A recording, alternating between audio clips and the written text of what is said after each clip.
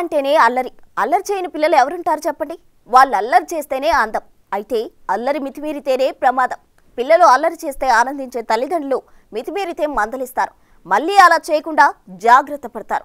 అయితే ఇప్పుడు మనం చూడబోయే ఈ స్టోరీలో ఓ అపార్ట్మెంట్లోని పిల్లలంతా కలిసి చేసిన అల్లరి పనికి ఆ అపార్ట్మెంట్లో ఉండే ఓ పోలీస్ ఆయన ఏకంగా 8 మంది పిల్లలపై కేసు నమోదు చేయించాడు. పిల్లలు అల్లరి చేస్తే కేసేంటి అని ఆశ్చర్యపోతున్నారా? అయితే let's watch the story.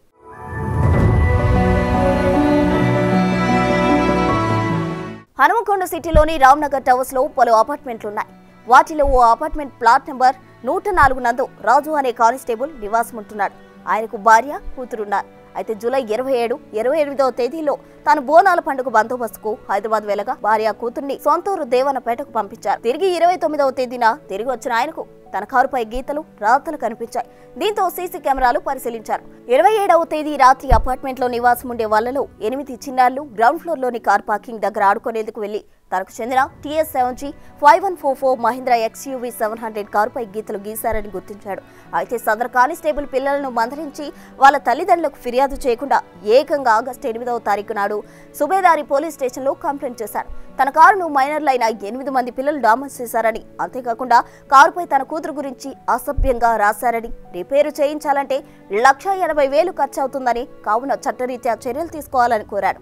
Complaint చూసిన అధికారులు కారుపై గీతలు పడితే కేసేంటి, అది కూడా మైనర్లపై ఎందుకు అని ఆలోచన చేయలేదు. తోటి కాకి కదా కంప్లైంట్ చేసింది, పోలీసులతో పెట్టుకుంటే ఎలా ఉంటుందో చూపించాలి అనుకున్నారో ఏమో ఏకంగా కేసు ఫైల్ చేశారు. తల్లిదండ్రులకు నోటీసులు పంపించారు. కేసు నమోదైంది. చర్యలు తప్పవని బెదిరించారు. దీంతో భయభ్రాంతులకు గురైన తల్లిదండ్రులు లాయర్ల చుట్టూ తిరుగుతున్నారు. ఈ విషయం ఆలస్యంగా బయటకు రావడంతో సుబేదారి పోలీసులపై తీవ్ర విమర్శలు వస్తున్నాయి. చిన్నపిల్లలపై పోలీసులు ఇంత అమానుషంగా ప్రవర్తిస్తారంటూ పలువురు ఆవేదన వ్యక్తం చేస్తున్నారు.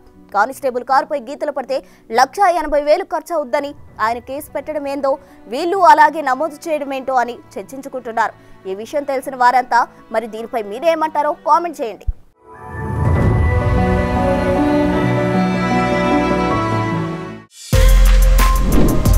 For more videos like this, subscribe Big TV channel.